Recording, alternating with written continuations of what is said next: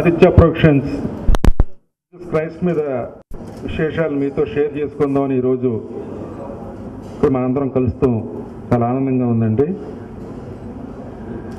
ఈ చిత్రాన్ని ముందే చెప్పినట్టుగా 4 భాషల్లో ఇంగ్లీష్, హిందీ, తెలుగు, మలయాళంలో చేయడం జరుగుతుందండి. 4 కూడా 4 నెగిటివ్స్ మీద చేస్తున్నామండి. అది ఒక చిన్న క్లారిటీ కూడా ముందే చెప్తున్నది. ఇజ్రాయెల్లో ఒక షెడ్యూల్ చేసుకుంటాం జరిగిందండి. ఇప్పుడు రాబోయే షెడ్యూలు ఇటలీ, మొరాకో, మళ్ళీ ఇజ్రాయెల్, ఈ 3 దేశాల్లోనూ నెక్స్ట్ షెడ్యూల్ ఉంటుందండి. అది తెలుగులో కథకి అత్యంత ముఖ్యమైన పాత్ర ఒకటి పవన్ కళ్యాణ్ గారు చేస్తున్నారండి. హిందీలో కూడా ఈ స్థాయి హీరోయే వస్తున్నారండి. అది మీ ముంబైలో ప్రెస్ మీట్ పెట్టి అక్కడ ఆయన పేరు అక్కడ అనౌన్స్ చేయడం జరుగుతుందండి. అది ముఖ్యంగా ఇక్కడ మీకు ముఖ్యమైన వ్యక్తిని పరిచయం చేద్దామని చెప్పి ఇక్కడ మనందరం మిమ్మల్ని ఆహ్వానించడం జరిగిందండి. స్టిఫానో ఎం ఒర్టలాని. ఈయన హాలీవుడ్కి చెందిన ప్రొడక్షన్ డిజైనర్ అండి. ప్రొడక్షన్ డిజైనర్ అనే కాన్సెప్ట్ మన భారతదేశంలో వివిధ ఇండస్ట్రీలు ఇప్పుడిప్పుడే అవేర్నెస్ వచ్చి స్టార్ట్ చేయడం జరిగిందండి. ఇప్పుడు అటు హిందీ, తెలుగు, మిగతా భాషల్లో కూడా ప్రొడక్షన్ డిజైనర్ అంటే 4 ముఖ్యమైన శాఖల మీద ఆ ముఖ్యమైనటువంటి డైరెక్టర్ గారు కావనండి, కెమెరామెన్, కాస్ట్యూమ్స్, మేకప్, 5వది ముఖ్యమైనది ఆర్ట్ డిపార్ట్మెంట్. 5 యొక్క పని భారాన్ని అతను తీసుకుంటూ 5గురిని కోఆర్డినేట్ చేసుకుంటూ చేసేదే ప్రొడక్షన్ డిజైనర్ అండి. హాలీవుడ్లో కథ ఫైనలైజ్ అయిన తర్వాత నెక్స్ట్ ఫైనలైజ్ అయ్యేది ప్రొడక్షన్ డిజైనర్ అండి. హీరో కాదు, మిగతా ఏం కాదండి. కథ డైరెక్టర్ అయిన తర్వాత ప్రొడక్షన్ డిజైనర్ లేకుండా అసలు వాళ్ళు ఇంకో 2వ స్టెప్ వేయలేరండి. వాళ్ళది అంత ముఖ్యమైనటువంటి పాత్ర అండి ఇది, ప్రొడక్షన్ డిజైనర్ అనేది. చాలా సంతోషంగా ఉందండి. ఒక స్టిఫానో లాంటి ఈయన చేసిన సినిమాలు Mission Impossible 3, The Exorcist, The Nativity Story. ఈయన చేసిన సంస్థలు కూడా Warner Brothers, Paramount Pictures, Columbia, 20th Century Fox, ఇలాంటి సంస్థలకి వాళ్ళు చేసిన సొంత సినిమాలు ఈయన ప్రొడక్షన్ డిజైనర్ కింద చేశారండి. ఈయన మేము ఈయన్ని అప్రోచ్ అయినప్పుడు వాళ్ళ రెస్పాన్స్ కూడా లేదండి.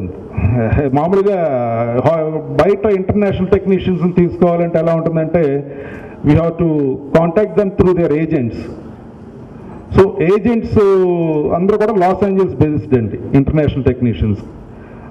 ఈయన ఏజెంట్ని మేము కాంటాక్ట్ చేసినప్పుడు మాకు రెస్పాన్స్ లేకపోతే మేము సినిమా కత్తోటి ఈయన మెయిల్ ఐడి సంపాదించి డైరెక్ట్గా ఈయన మెయిల్ చేయడం జరిగిందండి. మేము అనుకున్న కాన్సెప్ట్ని ఆయన విపరీతంగా నచ్చి ఆయన ఎమ్మటే మళ్ళీ మాకు టచ్లోకి వచ్చి చాలా ఒక 3 months నుంచి జరుగుతుందండి. అన్నీ జరిగిన తర్వాత అప్పుడు ఈయన ఫుల్ టైం, ఎంతో బిజీగా ఉన్నప్పటికీ ఫుల్ టైం ఈ సినిమా చేయడానికి ఆయన వరల్డ్లో లార్జెస్ట్ కమ్యూనిటీని బేస్ చేసుకున్న దేవుడు. ఆ సినిమా ఇప్పుడు ఒక కొత్త పందాలో తీయటం అనే కాన్సెప్ట్ నచ్చి ఈయన చేయటం అనేది చాలా సంతోషంగా ఉందండి. ఇటలీ, మొరాకోలో, ఇజ్రాయెల్లో ఏంటంటే అక్కడ ఎక్కువ మోడర్న్ కన్స్ట్రక్షన్స్ ఎక్కువ వచ్చినాయండి. ఇప్పుడు జెరూసలేం, బెత్లెహేమ్ ఇవన్నీ కూడాను. ఇటలీలో ఒక విలేజ్ ఉందండి. ఆ విలేజ్లో 2000 సంవత్సరాల నుంచి ఆ విలేజ్ నేటివిటీ అలాగే ఉందండి. వాళ్ళు దాన్ని అలాగే కాపాడుకు వస్తున్నారు. ఎక్కడ కూడా ఒక డెవలప్మెంట్ అనేది లేదు.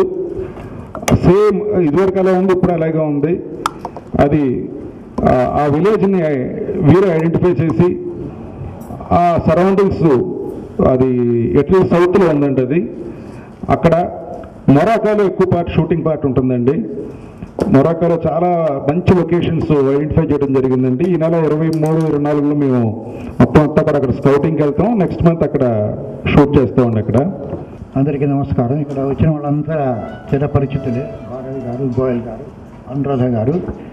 ఇప్పుడు మీకు కొత్తగా పరిచయించిన స్టిఫానో గారు ఒర్టలాని. నిజంగా ఇది చాలా అద్భుతమైనటువంటి ఒక ప్రయత్నం. ఎందుకంటే టోటల్గా ఒక మన సినిమాలకు ఇంటర్నేషనల్ సినిమాలకు ప్రొడక్షన్ మెథడాలజీలో ఒక భేదం ఉందన్నమాట. అక్కడ టోటల్గా ప్రీ ప్రొడక్షన్ కంప్లీట్గా అయితే కానీ షూటింగ్ అనేటటువంటి రోజు, సో ఆ షెడ్యూల్స్ ఎలాగ చేస్తారు అది చాలా ఇంపార్టెంట్.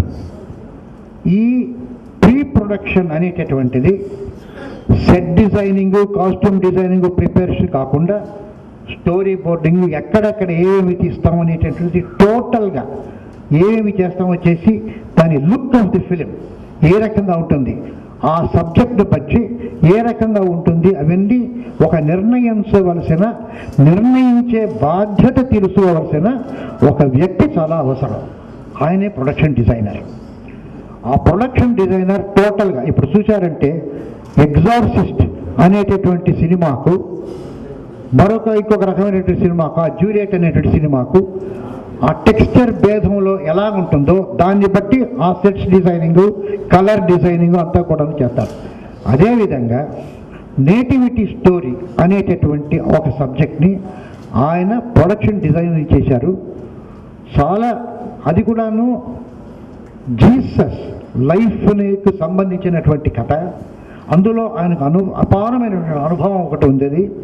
దాంతో ఈ సబ్జెక్టు వినగానే దానికి ఎంతో ఉత్సాహంతో ఆయన ఇక్కడికి వచ్చారు. సో ముఖ్యంగా ఇవాళ ఉండేటటువంటిది ఇవన్నీ కూడాను ఈ ప్రొడక్షన్ చాలా అద్భుతంగా అవుతుంది. నేను ఇప్పుడు ఒక ఇటువంటి మంచి స్క్రిప్ట్ను ఇంతవరకు నేను చూడలేదు. ఆయన ఎన్నో జీసస్ సబ్జెక్ట్స్ చేశారు, కానీ ఇటువంటి అద్భుతమైన స్క్రిప్ట్ ఇంతవరకు నేను చూడలేదని ఆయన చదివిన తర్వాత చెప్పారు. సో ఇది భారవి గారికి టోటల్గా క్రెడిట్. అలాగే ఇటువంటి టైప్ ఆఫ్ సినిమాను తలపెట్టడం, దానికి చేయడానికి ప్రయత్నించడం, ఇంత దీక్షతో చేయడం, అది ఒక ప్యాషన్ ఉంటే కానీ చేయగలిగిన విషయం కాదు. ఏదో ఒకటి చేసేద్దాం, ఏదో ఒకటి రిలీజ్ చేద్దాం అనేటువంటి కాకుండా ఒక తపనతో చేసేది ఒక పార్ట్ ఆఫ్ హిస్టరీగా నిలిచిపోవాలా అనేటువంటి తపనతో చేస్తున్నటువంటి నిర్మాత కృష్ణరాజు గారిని ఇవాళ పూర్తిగా అభినందిస్తున్నాను. సో ఇప్పుడు స్టిఫెనో గారు మా అతిథి అందరికీ. అన్నమయ్య, మంజునాథ, రామదాసు ఇట్లాంటి సినిమాలతో మీకు పరిచయమైన నేను జీసస్ పైన దాదాపు 32 సంవత్సరాలుగా పరిశోధన చేస్తున్నాను. జీసస్ అనే వ్యక్తి పైన రామదాస్ తీసే సమయంలో ఆ కాన్సెప్ట్ని ఇలా తీస్తే ఎలా ఉంటుంది అని కృష్ణరాజు గారికి చెప్పగానే వెంటనే ఆయన డిసైడ్ చేసి వీఆర్ డూయింగ్ దిస్ ఫిలిం అన్నారు రామదాస్ అప్పుడే. ఆ తర్వాత కొంతకాలానికి ఇది రూపుదిద్దుకోవడం, దీంట్లోకి వరల్డ్ క్లాస్ డైరెక్టర్గా భారతదేశం గర్వించదగ్గ గొప్ప దర్శకులు శ్రీమాన్ సంగీతం శ్రీనివాసరావు గారు దీనికి డైరెక్షన్ చేయడం అనేది బంగారానికి తావేపినట్టు అయిపోయింది. ఇప్పటికీ ఒక యంగ్ మ్యాన్ లాగా ఉన్నారు. ఈయనను చూసి మనం నేర్చుకోవాలి అని నేను చెప్పటం లేదు, పవన్ కళ్యాణ్ గారు చెప్పారు. ఆయన ఏ డైరెక్టర్ని, ఏ ప్రొడ్యూసర్ని, ఎవరిని ఈ మధ్య కలిసినా కూడా ముందు సంగీతం శ్రీనివాసరావు గారిని చూడండి అయ్యా, ఆయన ఎట్లా ఆ ఫుల్ బైండెడ్ స్క్రిప్ట్తో రావడం, అసలు చెప్పే విధానం కానీ అని చెప్తున్నారు. ఆ తపస్సు చేస్తున్న మాయాబజార్ దగ్గర నుంచి ఇంతవరకు అద్భుతమైన భారతదేశానికి చిత్రాలు అందించిన సంగీతం శ్రీనివాసరావు గారు మా గురువు గారు, ఆయనతో పనిచేస్తున్నాను నేను అనేది. ఒకవేళ ఈ సినిమాకి బెస్ట్ స్క్రీన్ ప్లే రైటర్ గాను, బెస్ట్ ఏదో ఆస్కార్ అవార్డు వచ్చిందనుకోండి, ఆ రోజు కూడా చెప్తాను ఈ ఆస్కార్ అవార్డు కంటే కూడా ఈ గురువు గారి దగ్గర పనిచేయడమే నాకు పెద్ద అవార్డు అని చెప్తాను. అంత experience. Unfortunately, I didn't understand one word of what but I imagine, because we've been talking so often during these days, and this, I mean, I'm enthusiastic about this project.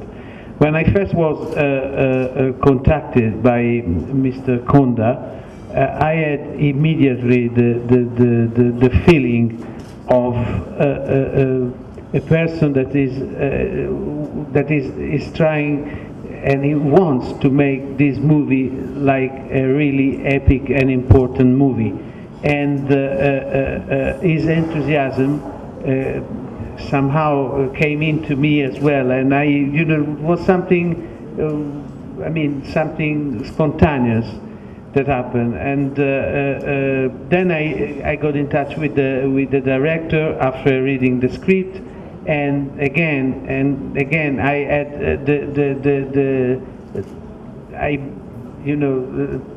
understood immediately the capability from him to make this movie like they have very clear ideas of what this movie is going to be, and coming here I learned more about, and I think that there are ingredients in the script that are never touched before in such a movies, and this is the key of this film here. There are aspects never ever touched before, and with tenderness and sensibility that gives this movie all the characteristics to be a different movie, because there are many others done already, but this is different, and the story that and how the movie starts justify why we are doing this movie, and there are all the ingredients to make out of this an international successful film, and I'm happy to be here with all of you. Okay, thank you. Already ఆయన modern మ్యూజిక్లో already prove చేసుకున్నారు. ఆయన ఇది వచ్చేటప్పటికి ఒక different concept ఆయనకి. ఆయన చేసే ప్రస్తుతానికి ఇప్పుడు చేయబోయేదానికి సంబంధం లేదు అసలు. వాళ్ళ నాన్నగారు సత్యమూర్తి గారు, వాళ్ళ అమ్మమ్మ గారు అమలాపురంలో ఉంటారండి. ఆవిడ కూడా నాకు ఫోన్ చేసి మాట్లాడారండి. ఎంత సంతోషంగా ఉన్నారంటే వాళ్ళు ఒక ఇంటర్నేషనల్ ప్రాజెక్ట్కి ఒక ఏఆర్ రెహమాన్ స్థాయికి ఈ సినిమాతో మా వాడు వెళ్ళాలని చెప్పి మేము అందరం కూడా ప్రార్థన చేసుకుంటున్నాం అని చెప్పి ఆవిడ చెప్తాం జరిగిందండి. దేవిశ్రీ ప్రసాద్ గారు కూడా టోటల్ కమిట్మెంట్ తోటి మాతో ఈ నెలలో మేము వెళ్ళే ఇటలీ మొరాకోకు ఆయన కూడా వస్తున్నారండి మాతోటి. నిన్న రాత్రి ఆయన రేపు 15 కమల్ హాసన్ గారు ఆయన మన వాళ్ళ సినిమా ఆడియో ఫంక్షన్ మలేషియాకి వెళ్తున్నారు, 22కి వస్తున్నారు. రాగానే మళ్ళీ మాతో పాటు ఆయన ఇటలీ మొరాకోకు కూడా వస్తున్నారండి. అక్కడ మ్యూజిక్ సిట్టింగ్స్ అక్కడ జరుగుతాయండి అక్కడ. సో మ్యూజిక్ అనేది నిజంగా దేవిశ్రీ ప్రసాద్ గారు ఛాలెంజ్ అండి ఇప్పుడు ఇది.